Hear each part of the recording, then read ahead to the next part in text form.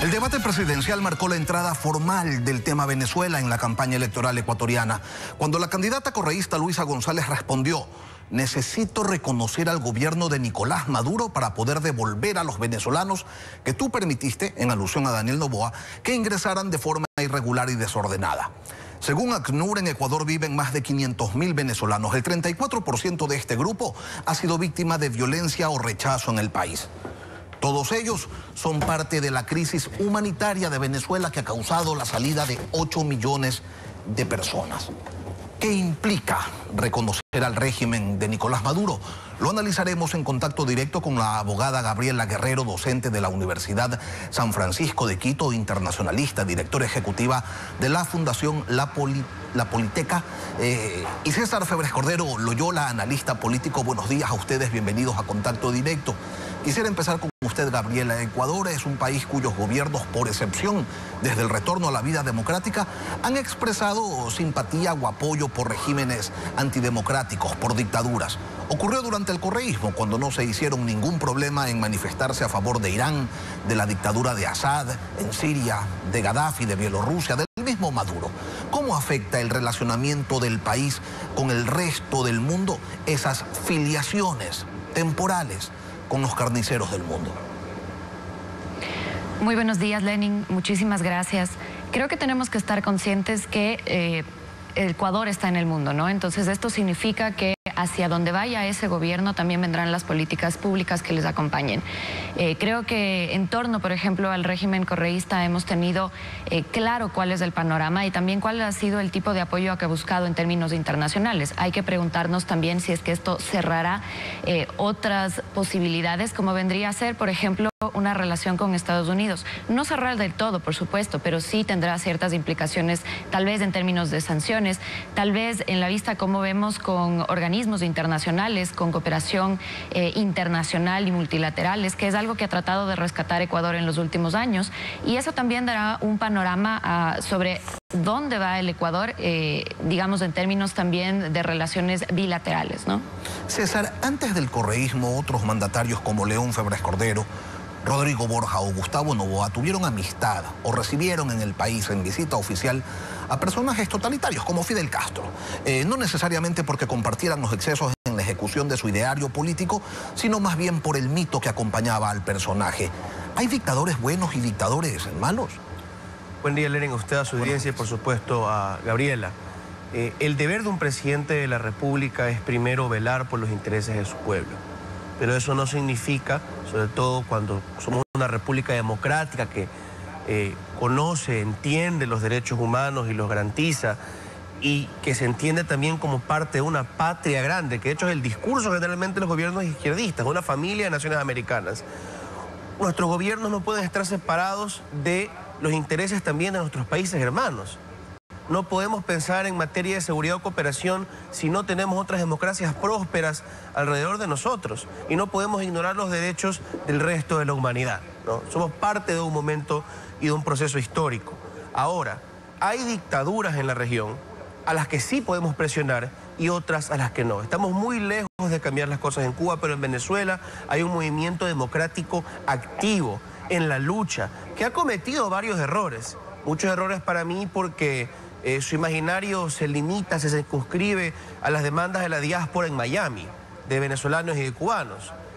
Pero tenemos que aprovechar la oportunidad que nos está dando este momento histórico también en particular para apoyar a los venezolanos sin romper, digamos, demasiado las relaciones al punto en que eso afecte a los intereses del Ecuador. Es una cuestión de balance. Gabriela, una sociedad como la ecuatoriana que dice, que ha manifestado que no le molestaría que la gobernara una dictadura, que considera que el sistema democrático no es necesariamente el mejor sistema de gobierno, ¿cómo procesa que una finalista en una contienda electoral diga que va a reconocer como legítimo a un régimen dictatorial como el de Nicolás Maduro?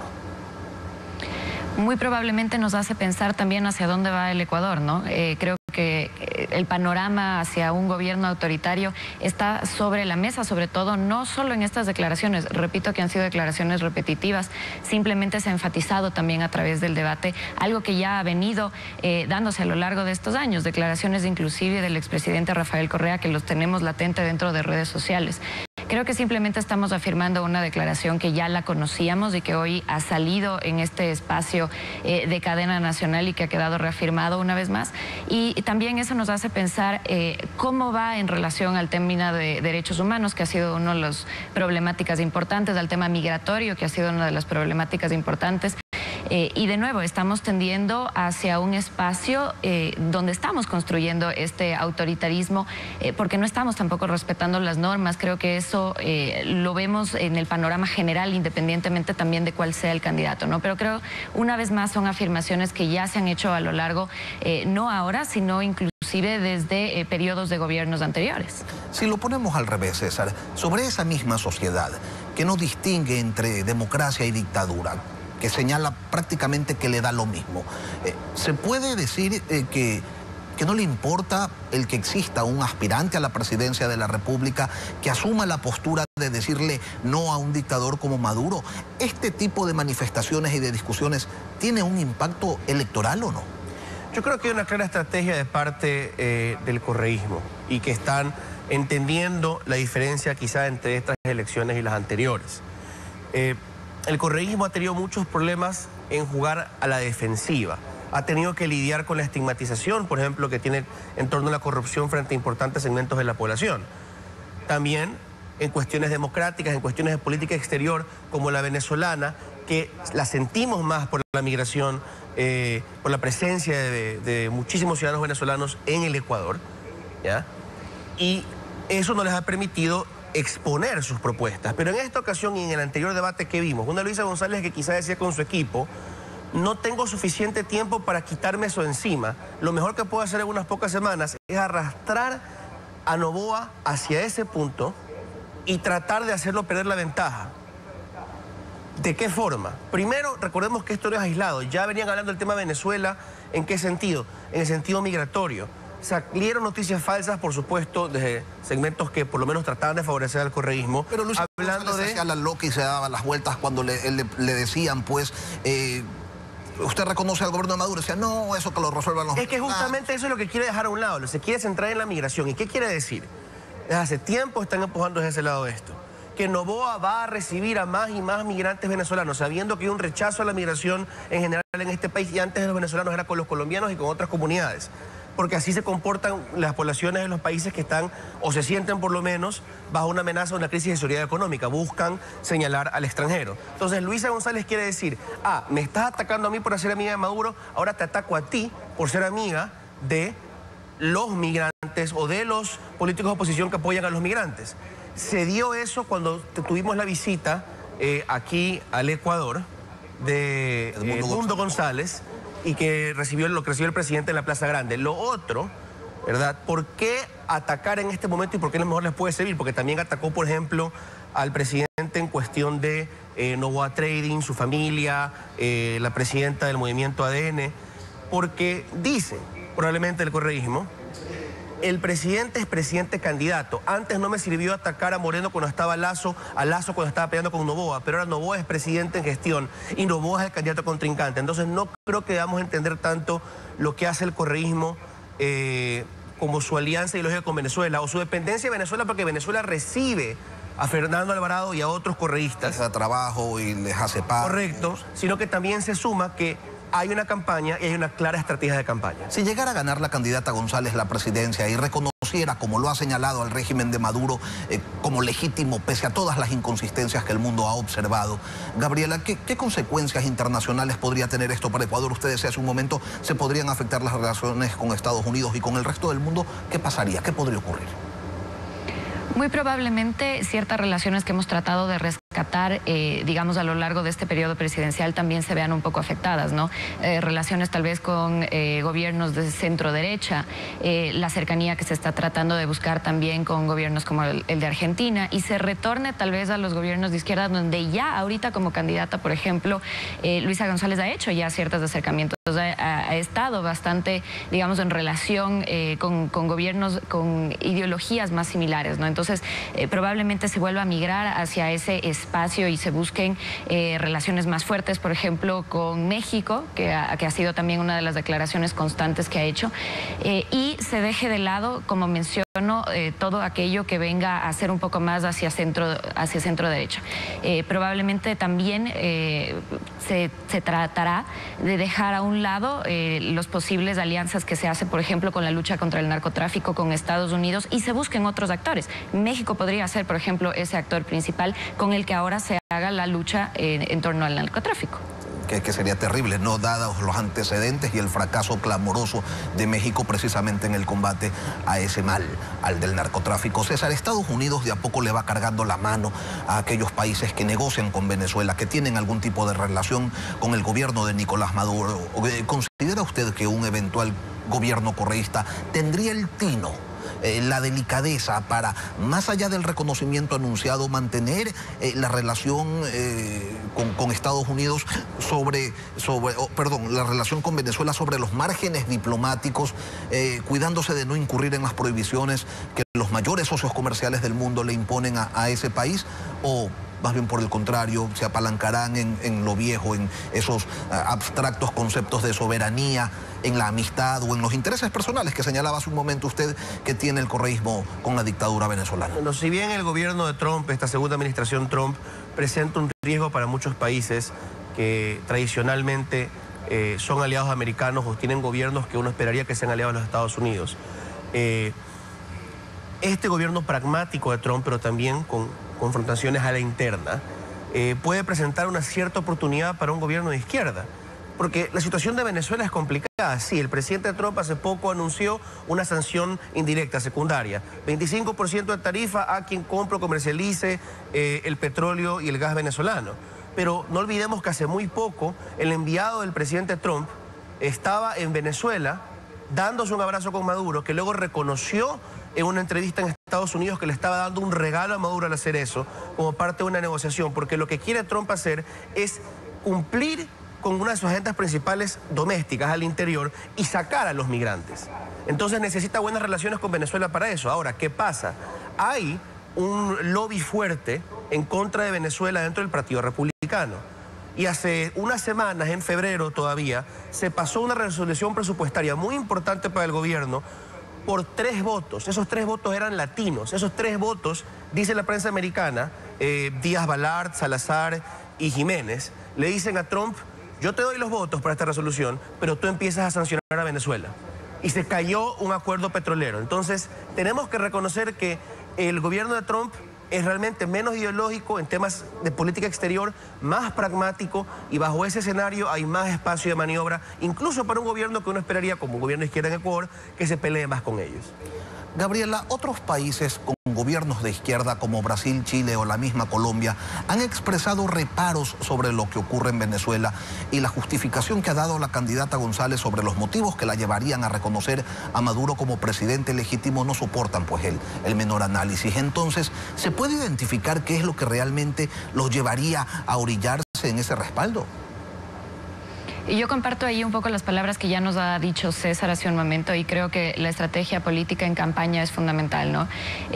Básicamente lo que se está buscando es encontrar un nicho en este momento que ayude también a reducir un poco estos nulos blancos de indecisos y tal vez posicionarlos hacia ese espacio de las personas que están, digamos, en contra de la migración irregular aquí en el Ecuador, ¿no? De la llegada. Entonces, tal vez hacia allá se están apuntando estos espacios, y se entiende por qué ahí la justificación de la candidata ha salido nuevamente ahora en el debate, tratando de decir que la relación que busca ahora reconocer, o el reconocimiento al gobierno de Nicolás Maduro, ha sido básicamente para poder hacer esta entrega, digamos, a la repatriación venezolana. Un poco lo que nos acaba de explicar César ahorita con el acercamiento también con Donald Trump, ¿no? Lo mismo, pero estamos tratando de hacerlo desde el Ecuador. Entonces, si es que hay una buena relación, es mucho más fácil hacer el proceso de repatriación. Algo que intentó ya hacer el presidente Noboa en su momento cuando trató de regresar, por ejemplo, las personas privadas de libertad hacia Colombia, y Colombia en su momento le dijo: no tengo cómo recibir a las personas porque aquí también estamos en hacinamiento. Creo que por ahí va un poco la estrategia de por qué reconocerlo ahora, ¿no? César, aprovechando el término que utiliza Gabriela, estrategia, ¿qué tiene de estratégico establecer relaciones con Irán? Y vuelvo sobre el tema, con Irán, con Libia, con Siria, con Daniel Ortega. O sea, no sé, no existe un poco de vergüenza en la cara para plantear aquellas alianzas anteriores como antecedente y proyectarse hacia el futuro como reconocedores de gente que hace trampa, que hambrea a su pueblo, que los expulsa del mismo? No debería haber vergüenza, pero lo importante y lo que haría esto más efectivo es que la presión exista primero desde la propia izquierda. Necesitamos que los izquierdistas democráticos en este Ecuador le digan a sus políticos: nosotros no aprobamos que ustedes anden de amigos y socios de gobiernos tiránicos. ¿Quieren normalizar relaciones? Ustedes plantean que eso es más sano, muy bien. Pero no podemos nosotros dar la aprobación a un régimen represor de ningún tipo. Y podemos aprender de otros gobiernos que han sabido, aunque reconociéndolos, aunque manteniendo relaciones amistosas, han sabido ponerles límites a las dictaduras. El propio Lula da Silva, que le bloqueó la entrada a Venezuela a los BRICS, que Lula ha ejercido una presión, que no ha llegado a nada lamentablemente por las circunstancias más complicadas, para que Venezuela trate de transparentar lo que fue, para la mayoría de nosotros creo, un fraude, y con claras evidencias. Tenemos el presidente, en el mismo sentido Boric y hasta Petro, ¿no? Correcto, Petro en sus momentos. Entonces, nunca vamos a tener el gobierno perfecto con la política exterior perfecta, y que es el gobierno perfecto, todos tendremos una opinión distinta, pero necesitamos, digamos, ser racionales de la otra orilla, entender que no van a estar de acuerdo con nosotros en todo, y desde esa orilla pedir: hagamos un frente común democrático, gobierne quien gobierne, critiquemos, y cuando gobierne la derecha también digámosles: cuidado con darle demasiado apoyo a un gobierno como el de Bukele en El Salvador. Una cosa son las relaciones internacionales, pero también hay otra arista que se afecta con este reconocimiento, y es el de los principios democráticos. Gabriela, ¿cómo incide este apoyo sobre los valores, al dotar de legitimidad a un modelo tramposo, que roba elecciones, que no respeta libertades, capaz de empobrecer a su pueblo? ¿Qué le están diciendo al país, a los ecuatorianos, esta situación de ir a abrazar a un régimen dictatorial como el de Maduro? Creo que nos hace pensar un poco en términos de también espejo, ¿no? Cómo nuestro país también se va a ver reflejado, no solo internacionalmente. ¿Qué nos queda eso a nosotros también, de quienes esperamos que lleguen a ser nuestras autoridades, si es que permitimos, por ejemplo, o si estamos de acuerdo en que haya una manipulación institucional, en que haya un régimen donde no se respeten los poderes del Estado, en el que se apoye ciertas vulneraciones a los derechos humanos? Nuevamente es un reflejo de si estamos apoyando esta situación, ¿qué podemos esperar para nuestro propio país, ¿no? Creo que esa es la lectura un poco que tiene que hacer el ciudadano en términos de con quién estamos jugando en el mundo internacional, a quién le estamos dando la oportunidad de hacer estas relaciones nuevamente bilaterales, con quién estamos tratando de hacer estos acuerdos comerciales y por qué. Entender la política también es entender quién está detrás de esa política.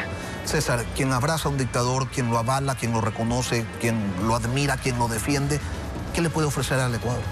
A lo mejor lo quiere imitar, eso sí hay que tenerlo en mente. César Febres Cordero Loyola.